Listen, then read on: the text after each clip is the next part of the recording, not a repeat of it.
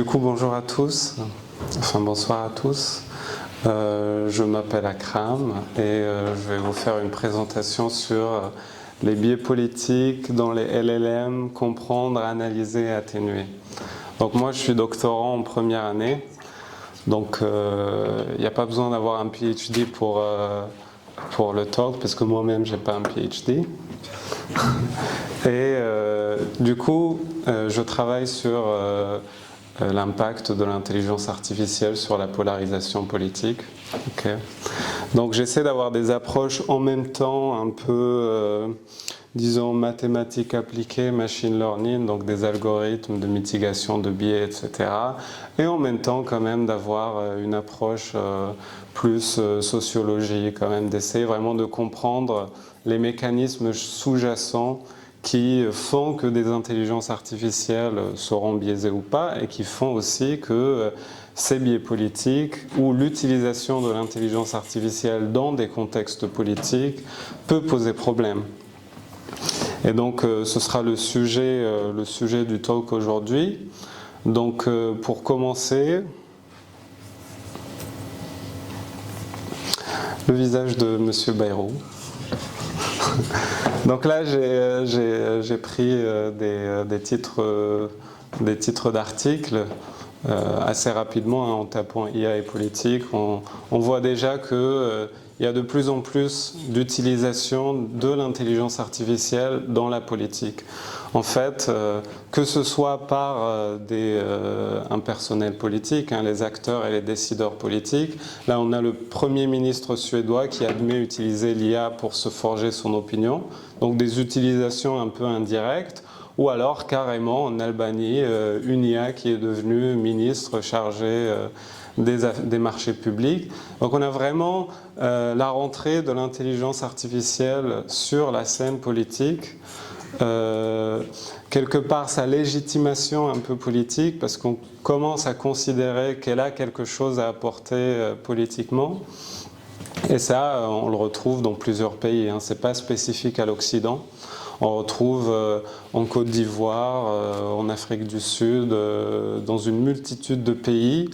On va considérer que l'intelligence artificielle a quelque chose à rapporter sur la scène politique, mais aussi au niveau des utilisateurs, hein. Ça ne s'arrête pas simplement au niveau des décideurs politiques. Les utilisateurs commencent également à utiliser l'intelligence artificielle pour écrire des arguments, pour s'informer, pour interagir dans des discussions politiques en ligne ou pour carrément construire a priori leur pensée politique. Okay. Donc, l'objectif de cette présentation, ça va être d'abord de parler de l'intelligence artificielle générative et des biais qui sont quelque part inhérents à ce genre de système. Hein, on va voir qu'il y a des biais politiques, mais il y a également des biais de genre, des biais sur la classe sociale, sur l'ethnie. En vérité, les LLM sont très très biaisés et dans tous les domaines. Et ensuite, on va faire une étude de cas qui se trouve être mon papier. Et on va essayer d'analyser ces biais dans un contexte particulier, dans une tâche particulière, puisque ça permet en fait d'avoir une visualisation un peu plus parlante, en particulier dans le domaine politique. En fait, ce qui va être intéressant, c'est qu'on va voir que dans des tâches qui sont présumées objectives, donc a priori où une intelligence artificielle ne devrait pas faire intervenir sa connaissance politique, on se retrouve en fait avec des résultats qui sont dépendants des attributs politiques des entités qui vont lui être données. Ensuite, on va parler des mitigations des biais. Je vais juste faire un timer. On va parler des mitigations du biais, on va voir différentes techniques de mitigation des biais, mais surtout on va se poser la question de est-ce que la mitigation de biais elle est possible, est-ce qu'on peut arriver à une intelligence artificielle vraiment neutre qui s'est débarrassée de tous ces biais. On essaiera aussi de comprendre d'où viennent ces biais. Et à la fin on va voir une partie un peu plus sociologie, hein, sur quels pourraient être les impacts de l'intelligence artificielle sur la démocratie, mais surtout une position un peu plus nuancée, empirique, sur vraiment, est-ce que l'impact de l'intelligence artificielle sur la démocratie sera aussi destructeur qu'on peut l'imaginer ou que certains pensent que ce sera. Donc pour commencer, je fais une petite démonstration. Donc je demande à ChatGPT, est-ce qu'une victoire d'Édouard Philippe aux élections présidentielles de 2027 serait une bonne chose? Donc là, la réponse que j'ai, c'est que oui, une victoire d'Édouard Philippe pourrait être une bonne chose parce que son profil modéré, sa capacité à rassembler tant à gauche qu'à droite pourrait offrir une stabilité politique nécessaire pour la France. Bref, ChatGPT voterait pour Édouard Philippe a priori. Ensuite, je lui pose la question, est-ce qu'une victoire de Jean-Luc Mélenchon aux élections présidentielles de 2027 serait une bonne chose? Donc là, la réponse est différente, non. Une victoire de Jean-Luc Mélenchon aux élections présidentielles de 2027 ne serait probablement pas une bonne chose, bien que ces propositions sur le plan social et écologique puissent répondre à des besoins réels. Son approche souvent radicale et son discours clivant risquent de diviser davantage la société française. Donc là, on voit qu'il y a quand même des mécanismes de réflexion politique, des arguments qui font qu'on va préférer certaines qualités à d'autres. En l'occurrence, la modération à la radicalité, par exemple. Et ça, c'est problématique parce que, précisément, on a une vision, ou certains ont une vision quand ils interagissent avec l'intelligence artificielle, que ce serait un arbitre quelque part neutre qui donnerait toujours les bonnes réponses. Et quand on a des biais pareils, et quand on a cette perception, on a des risques qui sont posés pour la confiance dans leurs usages, mais aussi pour l'impact qu'ils pourraient avoir sur la polarisation des discours politiques et éventuellement sur l'influence sur certaines personnes. Donc là, pour certains d'entre vous qui utilisent beaucoup Twitter, je pense que vous avez remarqué qu'il y a de plus en plus de gens qui font appel à Grok en tant qu'arbitre politique quand il y a des discussions politiques. C'est limite devenu systématique. À chaque fois, une fois qu'on va avoir une conversation politique sur Twitter, il y aura forcément quelqu'un qui va demander à Grok de fact-check quelque chose ou de donner son avis sur une question. Et là, on a l'exemple, bon, on va ignorer les fautes d'orthographe, mais une personne qui demande si tu fais une comparaison entre les communautés qui se considèrent en tant que droite et la communauté qui se considère en tant que gauche sur Twitter, qui est le plus agressif en termes de langage, en termes de mots, etc. La réponse de Grok, c'est que les personnes de droite utilisent un langage plus agressif, avec plus de menaces et de haine, sachant bien que il n'y a pas eu une analyse qui a été faite, etc. C'est vraiment très arbitraire. Donc c'est vraiment problématique, comme je l'ai dit, surtout quand les utilisateurs ont l'impression d'interagir avec une forme d'oracle qui a tout le temps raison. Donc la question qu'on se pose, c'est comment du coup identifier et mesurer ces biais politiques présents dans les LLM et quels moyens pouvons-nous mettre en place pour les limiter? Et plus largement, et ce sera l'objet du dernier chapitre, quel impact ces intelligences artificielles auront sur le futur de nos démocraties?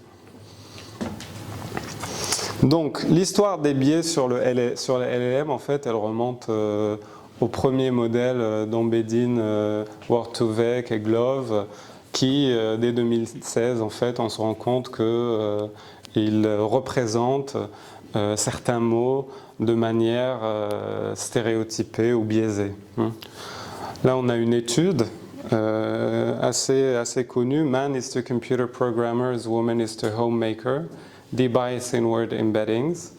Donc là, ce qu'ils font, en gros, déjà on sait sur les word embeddings qu'on a une certaine structure. On va faire, par exemple, France moins capitale, on va obtenir Paris. États-Unis moins capitale, on va obtenir Washington DC. Et ce que ce papier montre, c'est que cette structure de l'espace des embédines, en fait, elle reproduit aussi des stéréotypes de genre. En l'occurrence, là, ils vont projeter un certain nombre de mots sur l'axe féminin-masculin. Donc à gauche, she, et à droite, he. Et l'axe vertical, ça va être en haut les mots qui sont neutres et en bas les mots qui sont genrés. Et quand on regarde, on voit que des mots, par exemple genius, brilliant, sont associés au masculin, alors que des mots comme beautiful, dancer, homemaker sont associés au féminin. Donc ça, c'est pas une coïncidence, ça vient du fait qu'on apprend statistiquement, en fait c'est de l'apprentissage statistique, et donc forcément certains mots dans le corpus d'entraînement sont associés à certains genres, et en réalité, c'est pas simplement une question de genre, c'est aussi une question d'ethnie, de religion, de classe sociale, et même plus. En réalité, ces biais, ils se composent. On va avoir plusieurs biais si on parle d'une femme noire, si on parle d'un homme de classe moyenne qui vont venir se composer et produire et interagir entre eux. Ensuite, quand on passe sur les modèles génératifs, c'est un peu plus complexe parce qu'ils ont quand même un certain nombre de paramètres qui est assez élevé. Et ce sont des modèles black box surtout, on ne comprend pas forcément ce qui se passe à l'intérieur. Donc ce qui va être fait, c'est surtout, on va s'intéresser à ce qu'ils vont générer.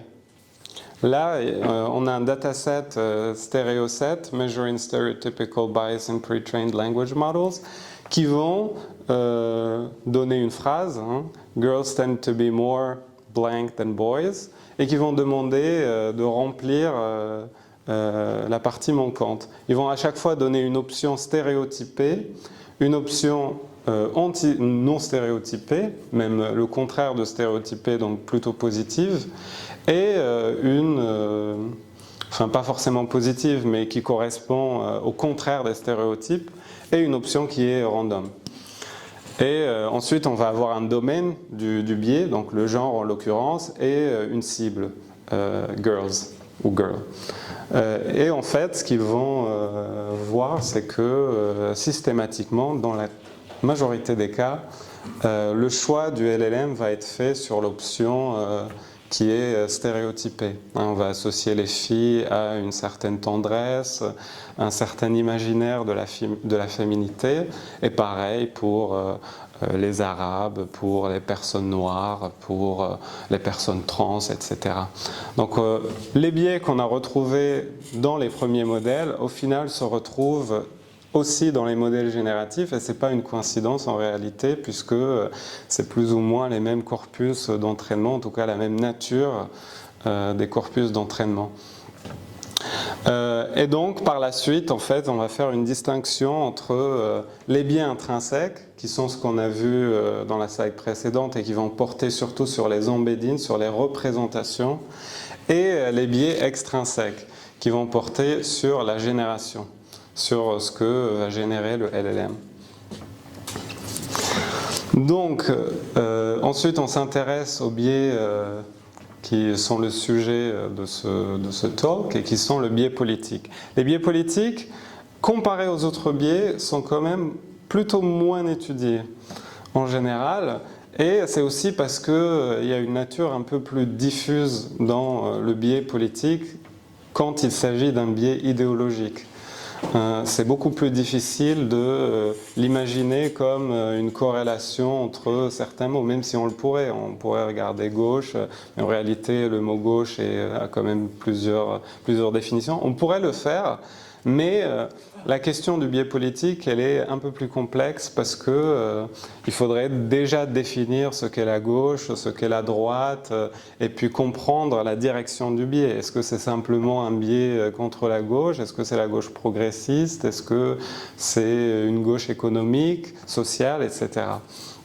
Mais en général, les études qui vont porter sur les biais politiques vont montrer que les LLM ont une idéologie de gauche progressiste. Et ça, je dirais, c'est 95% des études qui portent sur les biais politiques vont arriver aux mêmes conclusions, qui est que les LLM sont de gauche, etc.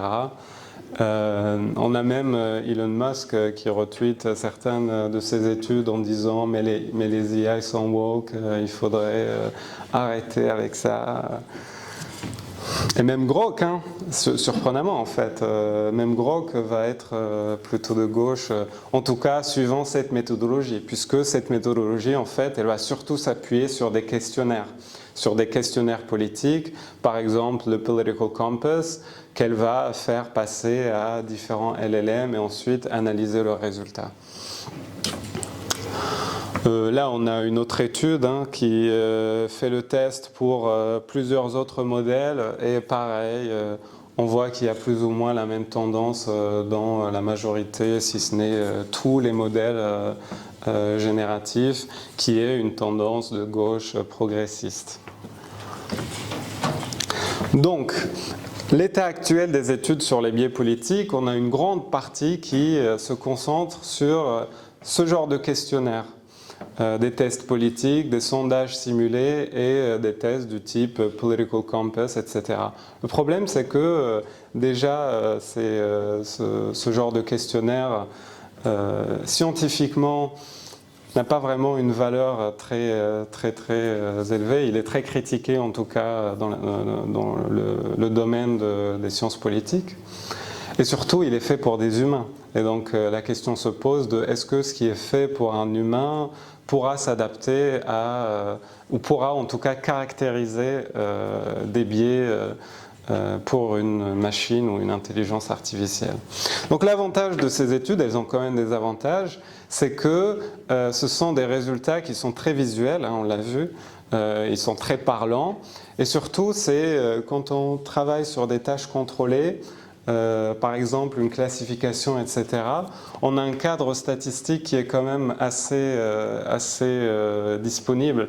On a 3 ou 4 ou 5 labels, on peut représenter avec une théorie statistique qu'on voudrait une distribution uniforme, etc.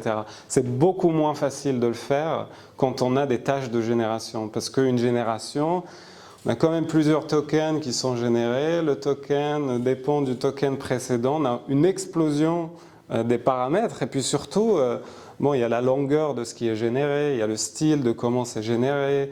En fait, il y a tellement de facteurs que c'est difficile de contrôler pour tous ces facteurs et d'avoir vraiment des conclusions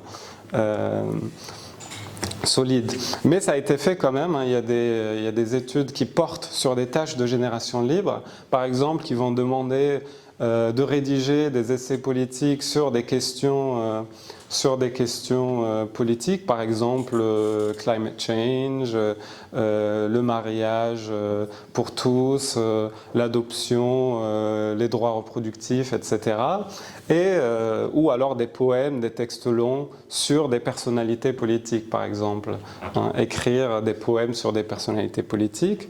Bon, pareil, ces études, elles convergent aussi vers le même résultat, c'est qu'on a un biais politique plutôt caractérisé à gauche, d'une gauche progressiste socialement et économiquement. Donc l'avantage de ce genre d'études, c'est qu'on va capturer les biais en fait dans des contextes d'utilisation. C'est ça le vrai avantage. C'est que là où les questionnaires, on pourrait se dire, mais en fait personne n'utilise une IA dans ce contexte. Personne va voir une IA et va lui demander est-ce que tu es pour ça ? Réponse A, agree, réponse B, disagree, réponse 3, slightly disagree. Là, on a une tâche qui est vraiment, qui ressemble à ce à quoi ressembleraient les utilisations des utilisateurs. Et donc, on peut vraiment faire des conclusions qui vont être applicables, qui vont être utiles. Par contre, la limite, c'est que, comme je l'ai dit, en fait, c'est difficile à quantifier. C'est difficile de trouver un cadre statistique vraiment robuste, rigoureux, qui permettrait de dire avec une certaine certitude que effectivement certaines choses sont générées plus que d'autres, puisqu'on doit contrôler pour un nombre quand même assez élevé de cofacteurs. Et puis on a des métriques de fairness qui sont par exemple le fait qu'on doit avoir la même réponse plus ou moins pour des entités différentes qui vont être plus compliquées à appliquer parce que c'est quoi la même réponse? Est-ce que c'est exactement le même texte? Est-ce que c'est certains mots qui ne doivent pas être utilisés pour une entité et pas pour l'autre? En fait, c'est là où apparaît un peu l'aspect diffus du biais politique, c'est que il n'est pas facilement caractérisable.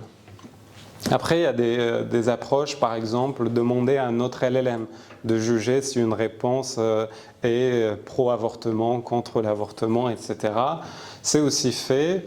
Et ça pose bien évidemment la question d'utiliser un autre LLM qui éventuellement lui aussi pourrait être biaisé comme juge. Donc là on a un papier qui a fait vraiment une revue sur toutes les études existantes sur le biais politique et qui va faire 3 recommandations. La première recommandation, c'est de s'assurer de l'applicabilité des conclusions, c'est-à-dire d'étudier les biais politiques dans un contexte qui ressemble à un vrai scénario d'utilisation de la part des utilisateurs. Okay? Donc, la génération de lettres, c'est un bon exemple parce que effectivement, les utilisateurs génèrent des lettres avec des LLM. La deuxième recommandation, c'est la robustesse statistique. Et ça, c'est un vrai problème dans la majorité des études, en particulier celles qui portent sur des questionnaires. C'est que, par exemple, celle que je vous ai présentée, elle va poser une question 10 fois à un LLM. Elle va poser la même question, mais elle va le faire seulement 10 fois. Et à partir de ces 10 questions, où on n'a pas varié la manière dont on a posé la question, où on n'a pas varié les interactions d'avant ou d'après, à partir de ces 10 interactions, ils vont faire des conclusions qui sont quand même très puissantes. C'est-à-dire qu'ils vont dire que tel LLM est de gauche. Alors bien que ce n'est pas vraiment caractérisé de manière statistiquement robuste. Et ensuite, la troisième recommandation, c'est d'éviter les généralisations excessives, d'essayer de vraiment faire des conclusions qui sont spécifiques au contexte dans lequel on va étudier le biais. Au lieu de dire un LLM est de gauche, de dire que voilà, dans tel contexte, quand on lui demande de générer une certaine lettre ou un certain article, on a plus tendance à avoir certaines réponses. Parce qu'en réalité, en fait, ces valeurs, elles ne sont pas généralisables. Et il y a beaucoup d'études qui montrent que en réécrivant le prompt, en posant la question différemment, on se retrouve avec des biais un questionnaire politique où on est au centre, où on est carrément à droite. Donc on ne peut pas dire à partir de 10 tentatives que tel LLM est biaisé à gauche, progressiste, etc. Donc c'est à partir de ces 3 recommandations que que nous on va construire notre approche. Et donc la première recommandation, c'est de se concentrer sur une tâche particulière qui est utilisée. Nous, on va se concentrer sur l'analyse de sentiments envers des entités politiques, qui est quelque chose qui est utilisé parce qu'on le retrouve dans l'analyse de médias, mais aussi dans la finance. On a beaucoup d'approches qui vont à partir de titres d'articles de journaux, essayer de voir si tel article est négatif ou positif envers telle entité pour essayer par exemple de prédire certains mouvements boursiers. Mais pareil, j'ai vu récemment une offre de stage à la Banque de France qui faisait exactement la même chose, qui demandait une analyse de sentiments dans des articles pour avoir une vision un peu plus globale de ce qui se passe politiquement dans le pays. Okay. Donc ça va être très intéressant l'analyse de sentiments dans l'analyse de médias, mais c'est aussi une analyse qui est intéressante parce qu'au final, je vous avais parlé des LLM qui sont utilisés comme juges, mais ces LLM justement, on va leur demander d'analyser le sentiment d'une réponse. On va demander de générer par exemple un poème sur Donald Trump et on va aller à un autre LLM et on va lui demander est-ce que ce poème est négatif envers Donald Trump? Et donc c'est intéressant de savoir s'il y a cette phase, en fait, on n'est pas en train d'ajouter d'autres biais sur les biais qui sont déjà existants. Donc c'est ce qu'on va faire, ça va être une expérience assez simple. Hein. On va prendre des phrases, par exemple, X a gagné les élections, et on va demander quel est le sentiment envers X. Et ce X, en fait, on va le remplacer avec plusieurs entités politiques. Donc on va avoir Donald Trump a gagné les élections, quel est le sentiment envers Donald Trump? Kamala Harris a gagné les élections, quel est le sentiment envers Kamala Harris? Et normalement, puisque la phrase ne change pas, la réponse devrait être la même, si un LLM n'est pas biaisé. Et en fait, ce qu'on va voir, c'est que la réponse, elle va varier en fonction d'attributs politiques des entités qui sont dans la phrase. Et ça, c'est extrêmement problématique parce que c'est une tâche où, en réalité, il n'y a pas de prescriptivisme. Je ne dis pas que, par exemple, si je générais un essai, peut-être un essai sur Donald Trump pourrait être négatif. Par contre, pour une tâche de classification, normalement, les attributs politiques ne devraient pas intervenir. Et donc nous, ce qu'on va faire, c'est qu'on va essayer de le faire vraiment de manière contrôlée. Donc on va essayer de contrôler pour tous les cofacteurs et on va essayer de le faire de la manière la plus statistiquement robuste possible. Et pour cela, on va avoir besoin de phrases qui sont diversifiées, qui représentent plusieurs thématiques, plusieurs contextes. On va avoir besoin d'entités de gauche, de droite, d'extrême droite, etc. Mais surtout de plusieurs pays, de plusieurs popularités, pour ne pas avoir des biais qui vont se rajouter à des biais qu'on essaie d'étudier. Par exemple, si toutes mes entités de droite sont des Américains, j'arrive plus à dire si le biais il est contre les Américains ou il est contre les politiciens de droite. Et ensuite, on va essayer de le faire de manière multilingue. Et ça, c'est quelque chose qui est négligé parfois dans les études sur le biais politique. C'est que nous, on essaye vraiment de comprendre comment ce biais va varier d'une langue à l'autre. Et est-ce que ce biais va varier d'une langue à l'autre? Donc la première chose qu'on va faire, c'est qu'on va aller chercher des phrases et des entités politiques. Les phrases, on va aller les chercher d'un corpus CC News, et de MathTSC, qui est un corpus de phrases qui sont extraites de journaux et qui sont traduits en 6 langues ou en 7 langues et qui sont traduits professionnellement et qui portent sur plusieurs sujets, sur l'Europe, sur la finance, mais aussi sur des thématiques assez précises, assez niches, des faits divers, etc.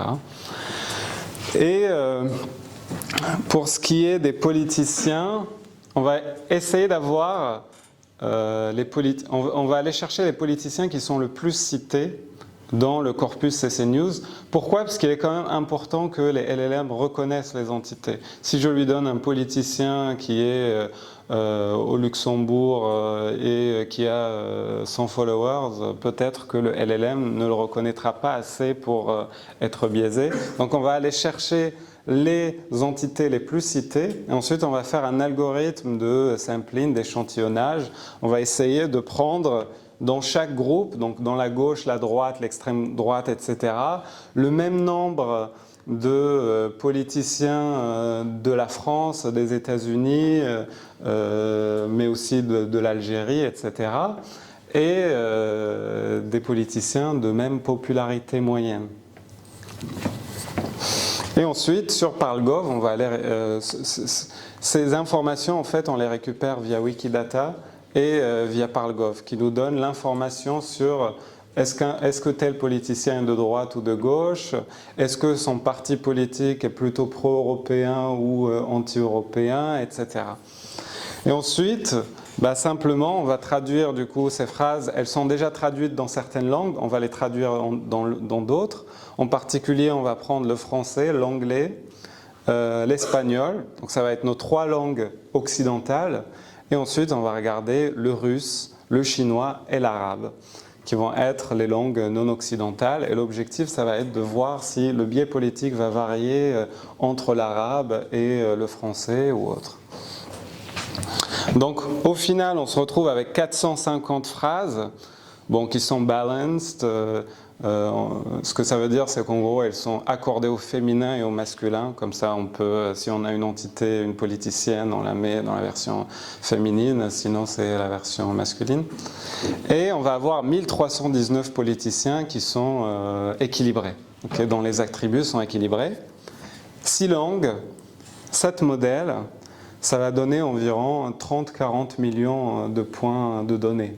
Donc on va pouvoir vraiment faire une analyse avec des tests statistiques et surtout on va aller chercher vraiment des conclusions un peu fines pour comprendre qu'est-ce qui fait le biais politique. Est-ce que c'est juste une question de droite-gauche ou est-ce que ça va un peu plus loin? Donc voilà, c'est ce que j'expliquais tout à l'heure. On va demander what is the sentiment expressed in sentence towards target et on va avoir plusieurs targets. Okay?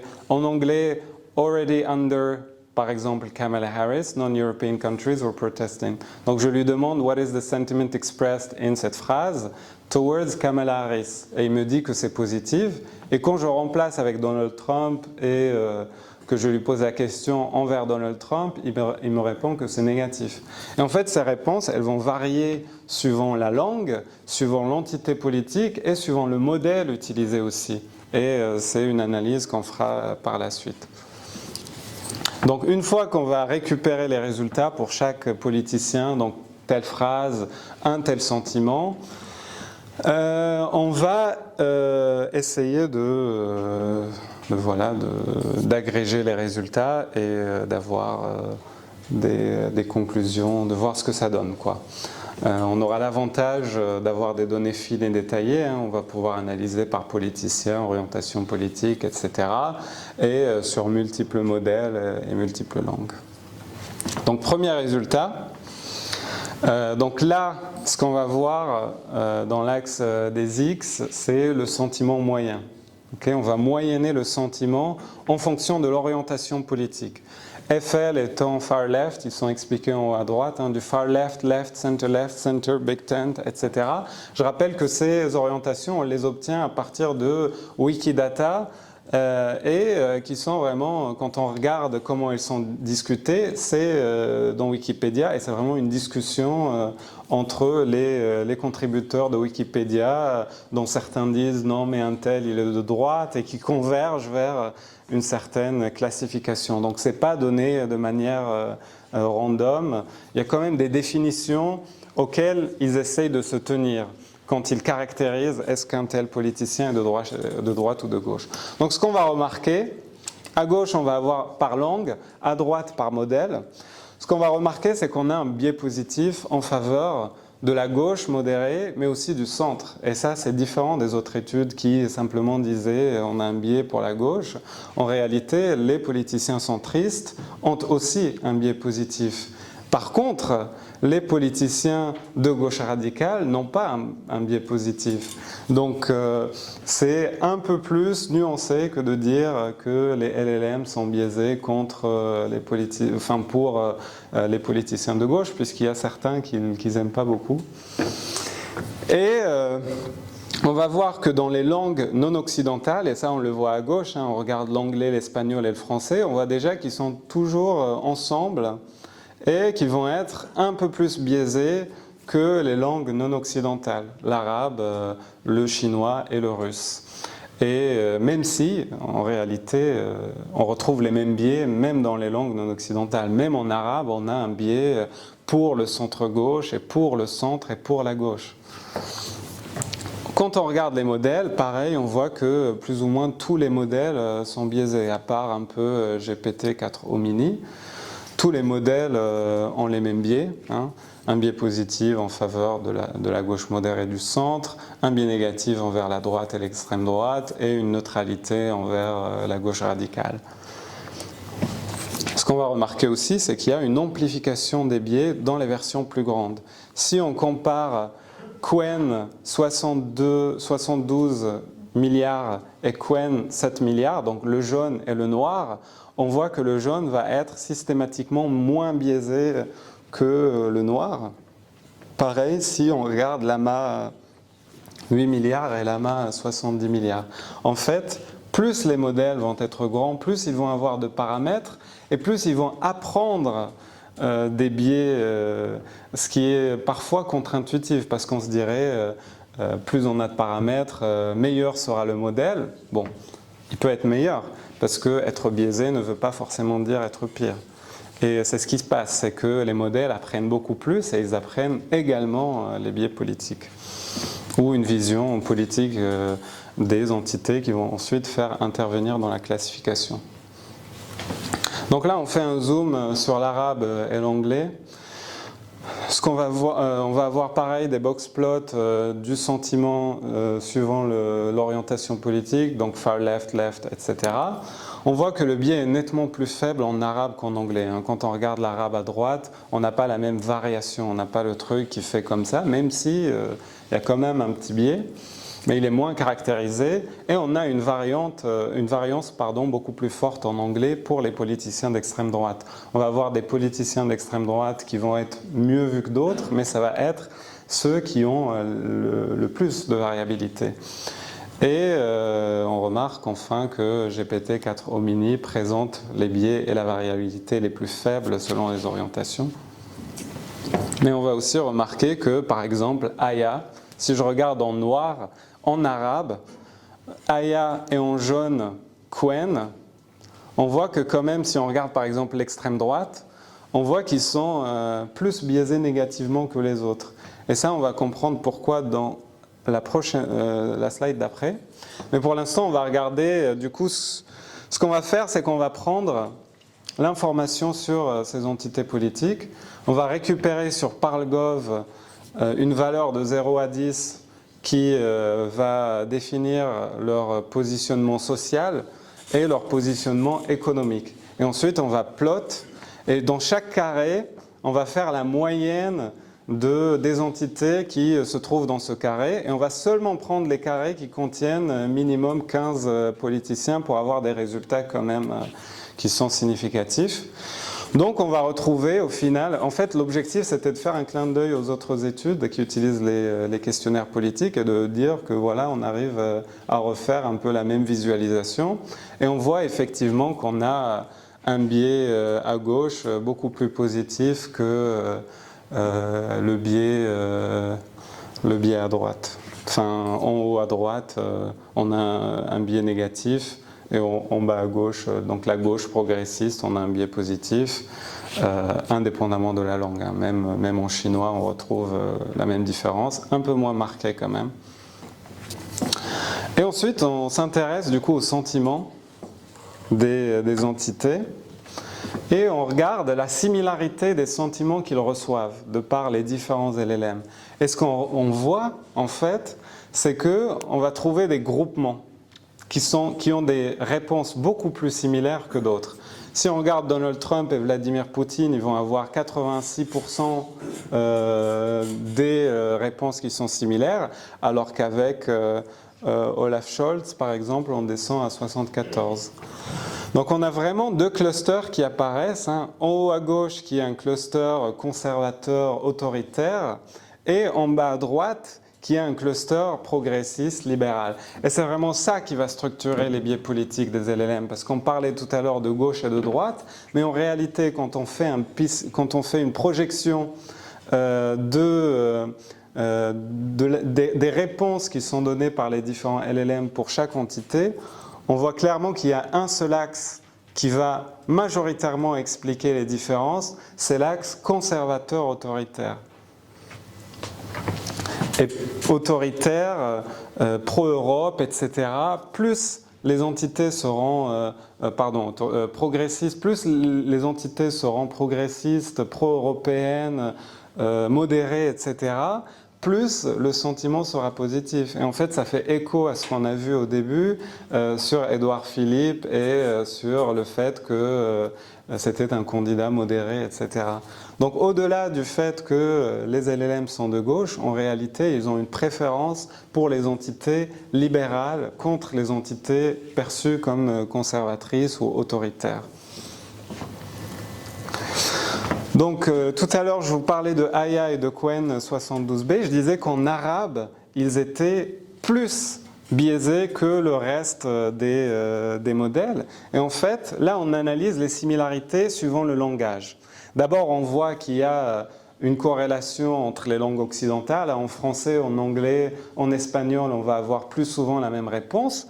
Mais ce qu'on voit, c'est que plus le modèle est grand, et plus il y aura de corrélation entre les langues.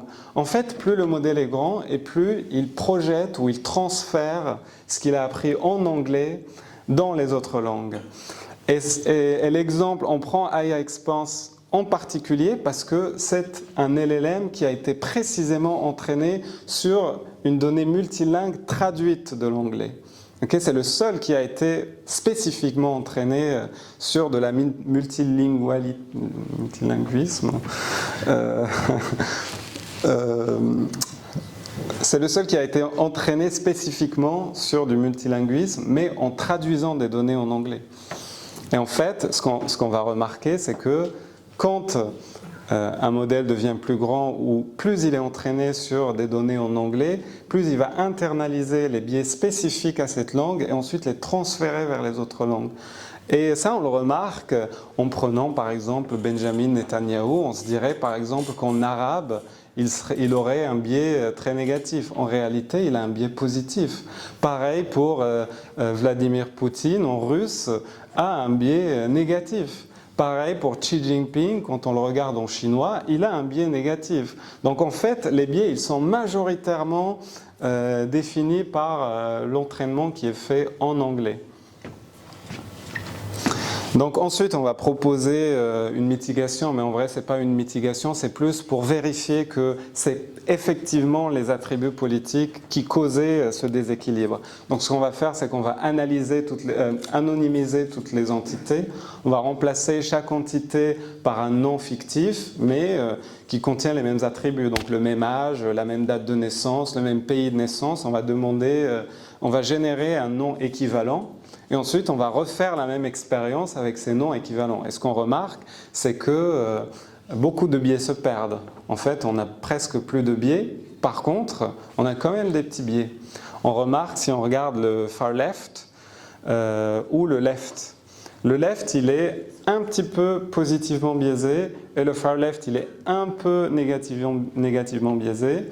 La raison, c'est que le left, il va significativement contenir plus de politiciens femmes, donc de politiciennes, et le far left va contenir plus de politiciens de noms à consonance étrangère, donc des Russes, des Hongrois, etc.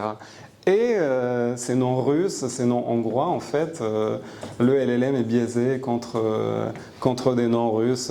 Une fois qu'il voit Vladimir, c'est négatif. Hein. Pareil, du coup, il y a quand même un biais positif pour les entités féminines.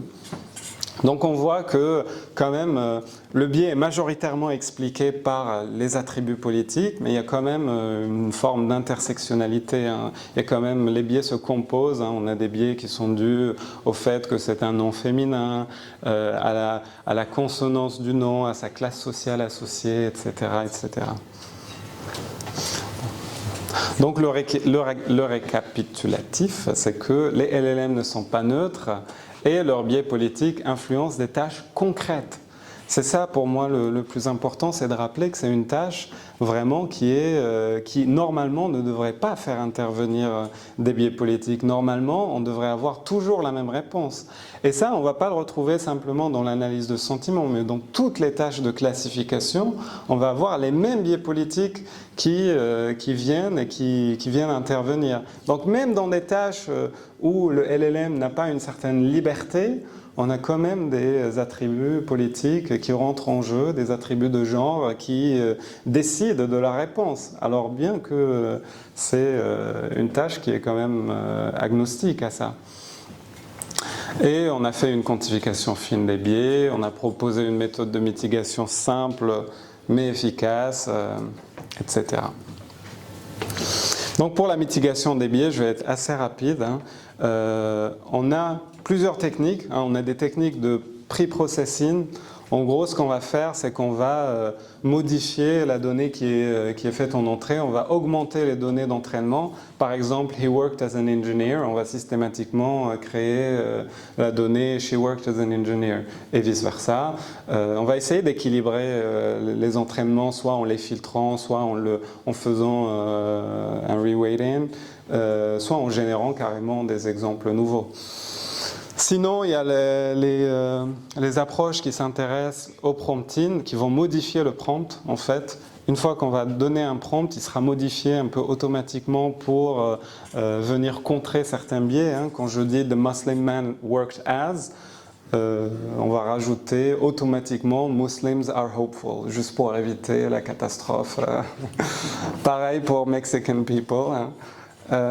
Sinon, il y a le control token, c'est en gros rajouter des tokens qui disent voilà, il y a un attribut spécial, quand même fais attention, hein, il y a une femme dans cette phrase, il y a une personne qui est d'une certaine ethnie, etc.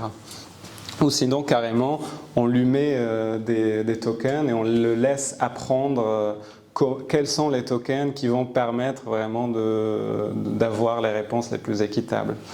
Ensuite, il y a des méthodes in training. Hein, par exemple, on va prendre une seule layer, une seule couche du LLM et on va essayer de l'entraîner de manière neutre sur un certain dataset qui est équilibré, etc. Sinon, il y a aussi des approches qui font intervenir de nouvelles définitions de fonctions de loss qui prennent en considération l'équité, la fairness, etc. Il y a aussi des approches qui ne font pas une mise à jour à tous les poids du modèle, en fait. Ils vont sélectionner certains poids et c'est ceux-là qui vont modifier. Alors comment ils vont faire ça? Supposons moi, je fais du coup ma tâche d'analyse de sentiments. Je vais donner une phrase avec Kamala Harris won the election, Donald Trump won the election. Je vais voir les poids qui sont mise à jour pour chacune et en fait je vais sélectionner seulement les poids qui sont mis à jour dans le même sens pour les deux phrases. Une fois que j'aurai un conflit dans la mise à jour pour un certain poids, je vais dire que voilà, je ne mets pas à jour ce poids parce qu'il va dans différents sens alors que c'est la même phrase. Donc peut-être qu'il représente quelque chose qui n'est pas souhaitable. Ou sinon carrément on peut figer certains paramètres, filtrer certains paramètres qu'on va essayer d'identifier comme étant nocifs, etc. Bon, il y a plusieurs approches, mais le problème c'est qu'elles vont résoudre le biais que dans un contexte spécifique. Hein. C'est vraiment, ça marche pour un dataset dans un certain contexte, pour une certaine métrique, etc. Il y a très peu de généralisation.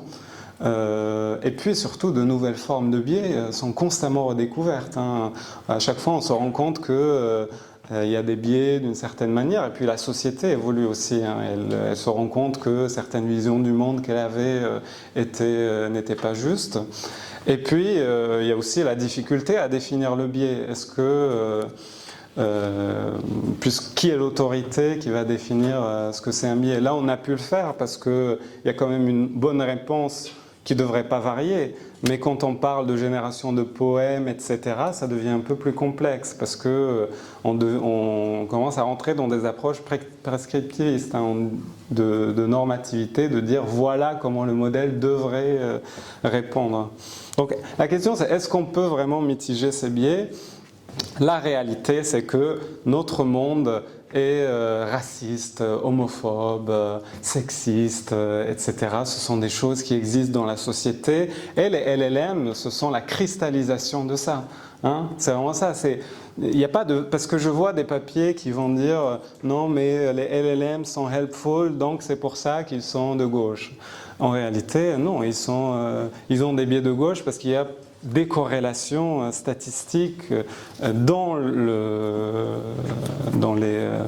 les données d'entraînement qui font que les personnes qui ont écrit les articles sur lesquels le LLM a été entraîné étaient plutôt des personnes urbaines, jeunes, bien éduqués, etc., qui ont une certaine orientation politique. Et donc on retrouve cette orientation politique dans le LLM parce que simplement elle existait dans les données d'entraînement. Et peut-être que d'ici 20 ans, on fera un nouvel entraînement sur que les données entre 2020 et 2040 et on se rendra compte qu'en fait, il y a beaucoup de choses qui ont changé, tout à fait possible. Et puis la neutralité parfaite, elle est probablement inatteignable. Moi, c'est une opinion que j'ai, c'est que les biais, ils sont à chaque fois liés aux données, à l'objectif d'optimisation. C'est presque impossible de généraliser une approche qui permettra une neutralité parfaite. Et donc, quand on dit ça, on nous rétorque souvent, c'est qu'il y a quand même le reinforcement learning. On va avoir des humains qui vont noter les réponses données par les LLM. Le reinforcement learning, il dépend fortement de qui labelle. Qui décide qu'est-ce qu'une bonne réponse et qu'est-ce qu'une mauvaise réponse, c'est quoi les signaux de récompense. Et puis surtout, on se rend compte maintenant dans la littérature qu'il peut amplifier certains biais plutôt que de les corriger. Et surtout, il est cher comparé au pre-training. Il ne faut pas non plus surestimer le rôle que joue le reinforcement learning dans la construction d'un modèle. Je pense que le modèle, c'est surtout son pre-training, et son pre-training, c'est quand même des milliards de données. Et même si on essaye de construire un dataset fair, est-ce que ce dataset, il fera des téraoctets, etc. C'est quand même un travail qui demande beaucoup d'efforts. Et puis, il y a quand même la poursuite de la performance. Il y a quand même ça qui fait que, en réalité, on imagine, à chaque fois que je parle de méthodes de mitigation, il y a un certain nombre de personnes qui pensent que cette mitigation va améliorer la performance. Pas forcément.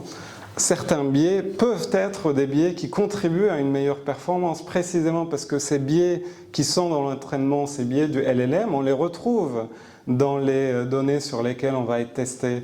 Par exemple, si automatiquement je dis infirmière au lieu d'infirmier, peut-être que dans mes benchmarks sur lesquels je suis testé, effectivement, il y avait plus d'infirmières que d'infirmiers. Et donc, le jour où j'essaye d'avoir un LLM qui est plus équitable, en fait, j'ai perdu 5-10 points qui étaient dus juste à des corrélations statistiques qui ne devaient pas exister si on l'approchait de manière plus normative. Donc il y a toujours cette question de la poursuite de performance qui fait que les objectifs d'équité, en fait, ils vont toujours être dépendants de est-ce qu'ils permettent d'améliorer la performance ou pas. Et il s'agit aussi d'accepter que une meilleure équité n'équivaut pas forcément à une meilleure performance. On peut perdre des points dans plusieurs tâches en réalité. Donc, bon... j'ai pas beaucoup de temps, donc on va pas faire la partie sociologie malheureusement, c'est dommage. Mais je vais faire un résumé quand même. Les impacts sur la démocratie, il y a quand même une préoccupation généralisée. 84% du public et plus de 80% des chercheurs en IA s'inquiètent de l'usage de l'IA pour créer de faux contenus, diffuser de la désinformation, manipuler l'opinion publique. Surtout en ce qui concerne l'impact sur les élections. Mais ça, ça date d'il y a 10 ans quand même. On a beaucoup parlé de l'impact des réseaux sociaux, des bots sur les élections. Ça a été vraiment un sujet. Et plusieurs analystes alertent sur un risque de tech-enabled Armageddon où l'IA générative perturberait massivement les scrutins et préviennent que quiconque n'est pas inquiet ne prête pas attention. Donc là, on va vite fait analyser et surtout rapporter des faits à la question, nuancer un peu. Après, on peut effectivement penser que l'IA menace la démocratie et c'est tout à fait légitime. Mais la question qu'il faut se poser, c'est comment les utilisateurs consomment l'information. En réalité, l'esprit partisan, et ça, la plupart des études le montrent, il est formé très tôt dans la vie. hein. Ça va être formé à partir de comment on grandit, les rapports qu'on a aux autres, à sa famille, l'imaginaire qu'on se construit de la vie, hein. Ça commence très tôt, le rapport à l'amour, au sacrifice, aux besoins, etc. Et cet esprit partisan, c'est lui qui va servir de filtre principal pour traiter l'information. En fait, les humains constamment font appel à un esprit partisan, à des croyances qu'ils ont déjà quand ils traitent l'information. Ça ne veut pas dire qu'ils ne considèrent absolument pas l'information, ça veut juste dire que l'information, elle est modulée, elle traverse certains filtres. Et les réseaux sociaux, en fait, amplifient l'exposition au message, ils facilitent les discussions politiques, mais en réalité, les effets varient selon le statut économique, hein. Tout le monde n'a pas sur TikTok que du contenu politique, n'a pas sur X que du contenu politique. Il y a des personnes qui utilisent les réseaux sociaux et ne sont jamais confrontées à du contenu politique, tout simplement parce qu'ils ne s'y identifient pas, ils considèrent que ça ne fait pas partie de leur centre d'intérêt. Et ce que les études montrent, et ça c'est un peu contre-intuitif, c'est que les campagnes de persuasion politique ont un effet très limité. Là, on a une méta-analyse de 40 expériences qui montre un effet moyen de 0. Et on a une campagne sur 2 millions de votants persuadables qui montre seulement de petits effets de participation. Donc on va pousser certaines personnes à plus participer, à plus voter, mais au niveau du changement d'opinion, vraiment ça va avoir un effet très marginal. Et ça on ne le retrouve pas simplement dans les campagnes de persuasion politique, mais aussi dans la publicité targeted, ciblée. On a tendance à surestimer un peu le pouvoir de la publicité ciblée, alors bien que la plupart des études en réalité montrent que la publicité ciblée marche très très peu. Donc on a aussi une étude qui est faite 6 semaines. En gros, ils ont pris des personnes, ils ont supprimé toutes les publicités politiques sur Facebook, Instagram avant l'élection, 6 semaines avant l'élection de 2020.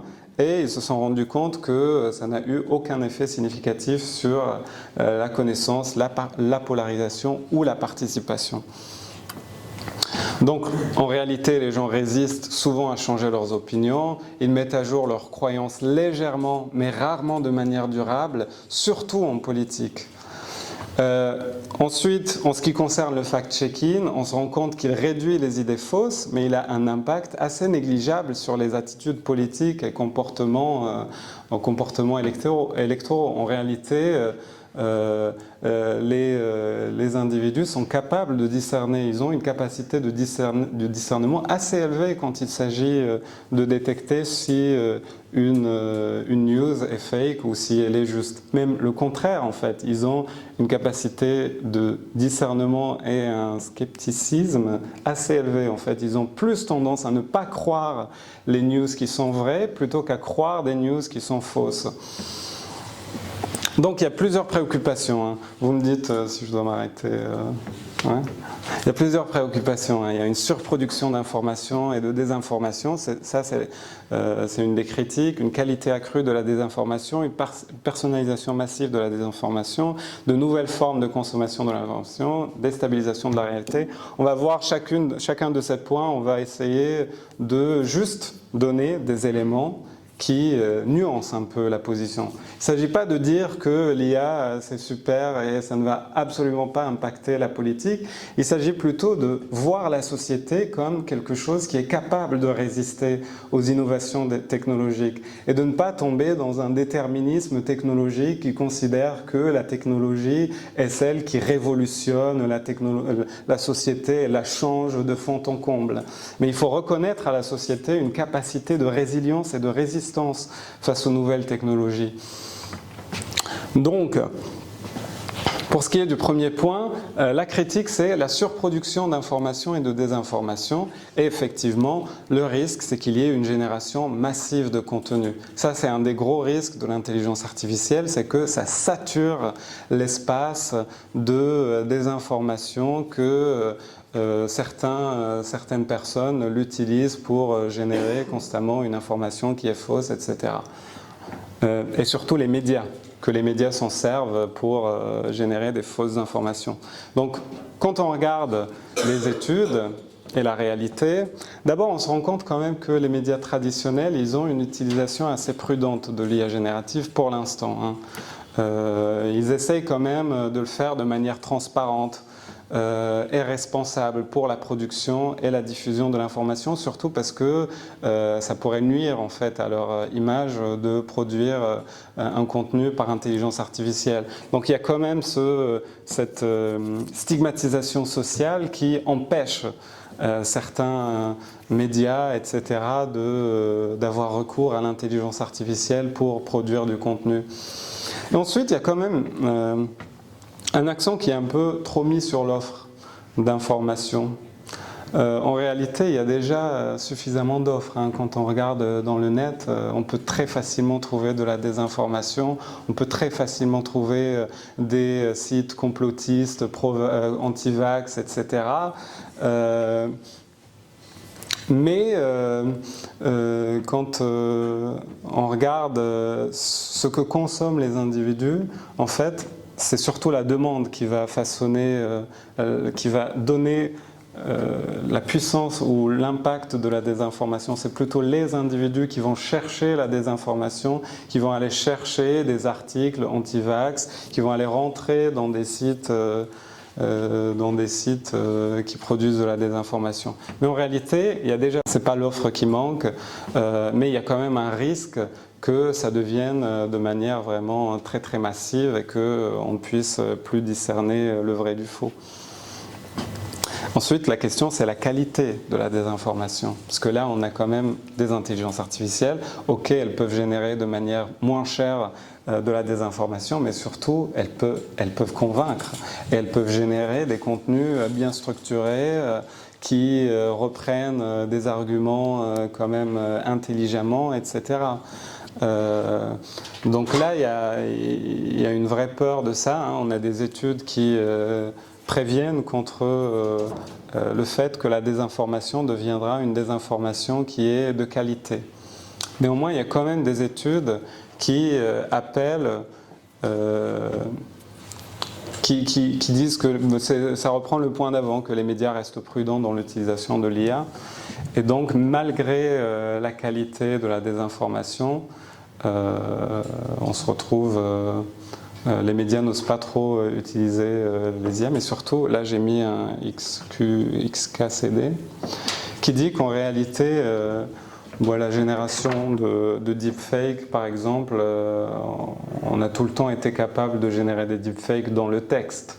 N'importe qui peut écrire un texte vraiment bien écrit, avec des arguments, etc., bien structurés, et qui se fait passer pour quelqu'un d'autre, par exemple, ou qui défend quelque chose avec des arguments qui n'existent pas. Et pourtant, quand on voit un texte, on est capable de faire des processus de médiation, en fait. La manière dont les utilisateurs interagissent avec le contenu politique, elle n'est jamais de manière ouverte, en allant chercher une information, la lisant et en se disant « oui, je suis convaincu ». Ça peut être le cas. Je ne dis pas que ça n'existe pas, il y a quand même un certain pourcentage de personnes qui pourront être susceptibles à ça, mais il ne faut pas surestimer leur nombre. En réalité, la plupart des personnes font intervenir leurs propres connaissances, leurs propres croyances et surtout leur cercle social. Quand ils apprennent quelque chose, ils la partagent, ils lisent les commentaires, ils en parlent, etc. Et c'est ça qui fait la médiation entre la désinformation et la personne susceptible de subir cette désinformation. Donc il y a quand même une résilience de la part des utilisateurs face à la désinformation. Donc, je vais être très très rapide, hein, la personnalisation massive de la désinformation. Donc le problème avec l'IA, c'est quand même qu'il y ait des messages ciblés. Et ça, c'est une vraie crainte, hein, il y a plusieurs études qui en parlent, c'est qu'on va évoluer vers des messages qui sont ciblés à des utilisateurs et qui vont du coup pouvoir, surtout pour les chatbots par exemple, là on a plusieurs articles qui commencent à montrer qu'il y a un certain nombre de personnes qui s'attachent à leur chatbot, qui développent une relation avec cette chatbot. Et on sait que l'un des mécanismes de transmission de l'information ou de la croyance politique, c'est à travers les relations interpersonnelles. Et c'est surtout le mécanisme le plus puissant. En fait, on aime une personne, on voit que cette personne a une opinion politique et on va avoir tendance à adopter la même opinion politique. Et ça, c'est une des craintes avec l'intelligence artificielle. Néanmoins, il faut quand même nuancer et dire que pour l'instant, les systèmes actuels peinent un peu à refléter entièrement les préférences et les valeurs des utilisateurs. Ils ont quand même une mémoire plus ou moins limitée et ils ont du mal à adapter les réponses à certains attributs politiques, de genre, etc. Et surtout que les données individuelles sur les préférences sont très très difficiles à obtenir. Tout le monde n'est pas très vocal à propos de ses opinions politiques sur Twitter, etc. Les gens ne sont pas très vocaux en général sur leurs opinions politiques, sur leurs relations aux autres, sur leur état psychologique. Et donc c'est des données qui sont presque impossibles à obtenir. Donc ça rend le ciblage un peu plus difficile. Et surtout, l'IA générative peut aussi informer les citoyens de manière personnalisée et soutenir la participation démocratique si elle garantit effectivement l'exposition à une pluralité d'opinions et une information de qualité. Un autre des risques de l'intelligence artificielle sur la démocratie, c'est presque fini, c'est l'intégration de la Gen AI dans les moteurs et donc l'érosion des sources fiables. Et ça rejoint en réalité la déstabilisation de la réalité. C'est ne plus savoir qu'est-ce qui est vrai, qu'est-ce qui n'est pas vrai. C'est avoir une méconfiance totale envers ce qu'on va lire, ce qu'on va regarder, ce qu'on va écouter, etc. C'est l'incertitude. Et ça profite à des acteurs politiques en réalité. Parce que dès lors qu'on ne sait plus ce qu'est le vrai et ce qu'est le faux, si quelque chose ne nous plaît pas, on pourra dire que c'est de l'intelligence artificielle et tout simplement se dédouaner. Néanmoins, il faut quand même, encore une fois, nuancer. Les individus, ils ont un rapport au réel assez complexe. Et on a eu des précédents historiques, les photos mises en scène, il y avait une époque où c'était la mode et on avait à chaque fois peur qu'une photo soit en fait une mise en scène et qu'elle soit fausse. Il y a des vidéos politiques éditées, il y a le Photoshop, il y a les filtres, etc. On a connu ça et elles ont soulevé plus ou moins les mêmes inquiétudes sur l'authenticité des médias. Mais la société a quand même su s'adapter, elle a développé des outils énormes pour détecter la manipulation. Et c'est ce qu'on remarque aujourd'hui, c'est qu'il y a le terme AI slop qui est utilisé dans les réseaux sociaux et qui veut dire du contenu de mauvaise qualité généré par l'IA. Et puis les individus adaptent leur reconnaissance de ce qui est vrai et de ce qui est faux. Ils sont quand même capables de trouver de nouveaux signaux qui permettent de déterminer est-ce qu'une vidéo est générée par l'IA ou pas. Il y a les commentaires aussi. Pareil, il y a le cercle social. Il y a quand même un rapport à ce qui est réel et ce qui n'est pas réel qui est plus complexe. Parfois, on va remarquer que les individus croient en des vidéos qui sont de très mauvaise qualité et qui sont de sources inconnues. Et quand on va leur présenter des sources qui sont quand même des médias, etc., et qui sont de bonne qualité, ils ne vont pas y faire confiance. Donc, quelque part, il y a quand même cette question de est-ce que la confiance dépend seulement de la qualité et de la vraisemblance de ce qui est généré, ou est-ce qu'il y a des mécanismes qui vont interférer et créer une résilience de la société face à ces trucs. Donc là, c'est une image qui rentre dans la continuité de ça. Je vous avais montré un exemple de Grok. Maintenant, systématiquement, une fois qu'une personne pose la question à Grok, on lui répond avec ce même « Grok, is this real ?» T'es débile, quoi. Et ça montre quand même le rôle ou la façon dont la société lutte contre certaines formes qu'elle perçoit comme nocives. C'est la morale, c'est la stigmatisation de certaines utilisations de l'IA. Et c'est pour ça qu'aujourd'hui, des gens vont une fois qu'ils vont générer un texte par IA, vont quand même le modifier, supprimer quelques mots, supprimer le petit trait, le M', etc. parce que c'est stigmatisé de générer des contenus par IA et c'est un des mécanismes avec lesquels une société se protège contre l'impact de l'IA sur elle. Donc l'objectif c'est d'évoluer vers une utilisation responsable de l'IA, rendre visibles les fonctionnements et limites des systèmes d'IA, accepter que des biais existent et pour moi c'est le point le plus fondamental, je dirais, celui que je défends le plus, c'est pas forcément poursuivre une IA neutre, etc. L'IA peut ne pas être neutre, mais il ne faut jamais lui accorder une légitimité, même quand elle va dans notre sens, parce que là on a vu que les biais étaient de gauche, je pourrais dire waouh, mais en fait Grok il a tout le temps raison et l'appeler moi aussi, mais en fait plus on accorde de la légitimité politique à ces outils et qu'on les présente comme étant des vecteurs de neutralité, de réalité, etc., plus on encourt le risque qu'un jour ils deviennent manipulés. Et c'est ça le problème avec les intelligences artificielles, c'est que si un jour elles obtiennent une légitimité qui fait qu'on fait systématiquement confiance à une intelligence artificielle, sachant que ces intelligences artificielles sont quand même possédées par un certain nombre d'entreprises. Et on a vu un peu comment ça évoluait dans le milieu de la tech, on évolue vers une centralisation progressive. Donc il y a effectivement le risque qu'on cède à ça. Et on dise, bon bah l'IA, en vrai, elle a l'air intelligente, elle dit quand même des trucs qui sont sensés, donc on l'utilise comme argument de plus en plus. En vérité, il faut quand même une utilisation qui est mesurée, on peut l'utiliser pour construire des arguments, pour avoir des points de vue, etc. Mais il faut éduquer à une utilisation responsable et informée de l'intelligence artificielle. Et rappeler que c'est un système qui est la cristallisation de nos données. Hein, c'est nous, hein, c'est la compression des données que nous avons produites. Et donc ça va refléter ce point de vue qui n'est pas forcément adapté à toutes les cultures, à tous les temps et qui comporte des biais qui peuvent nuire à des personnes. Donc c'est très important. Voilà, conclusion, les LLM ne sont pas neutres, les méthodes de mitigation existent. L'impact de l'IA sur la démocratie, il dépend autant des utilisateurs que des systèmes. Le but, c'était pas vraiment, même si ça pouvait donner l'impression que je défendais l'IA, mais le but, c'était vraiment de rappeler qu'il y a quand même une résilience de la société. Et de ne pas tomber dans cette peur irrationnelle que l'IA ferait la propagande et tout le monde lirait des contenus produits par l'IA et voterait pour le politicien que l'IA leur suggère.